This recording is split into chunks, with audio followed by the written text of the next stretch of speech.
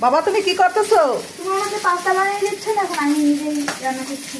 এত বড় সাহস তোমার, যদি হাত পুড়ে যায়? আমার হাত পুড়বে না। দেখেন বন্ধুরা, তার কত সাহস। আমার ছেলে এখন বড় হয়ে গেছে, দেখেছেন? সে নিজে নিজেই পাস্তা বানিয়ে খাচ্ছে এখন। আমাকে বলেছে আমার একটু আসতে দেরি হয়েছে, এই দেখেন এসে সে পাস্তা বানানো শুরু করে দিয়েছে। তার বাবা মনে হয় একটু কেটে দিয়েছে, আর এই দেখেন সে বানাচ্ছে। ছেলে এখন বড় হয়ে গেছে, আমার আর চিন্তা নেই।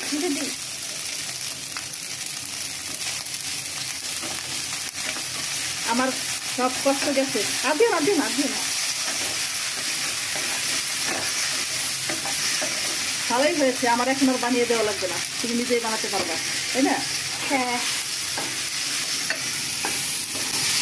অনেক গরম লাগছে। আরে, দেখছি আমার- মা কত কষ্ট করে আমার জন্য টিফিন বানায়।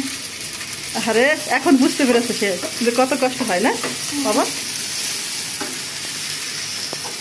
একেবারে ঘামিয়ে গেছে, দেখেছেন? যাও বাবা, তুমি যাও এখান থেকে। সে যাবে না, সে নিজে নিজেই রান্না করবে। দেখেন একদম ঘামিয়ে তার চুল টুল সব ভিজে গেছে। ভালোই হলো, আমার আর কষ্ট করে রান্না করা লাগবে না। আমার ছেলে এখন রান্না করতে পারে। লবণ দিয়েছো? হ্যাঁ।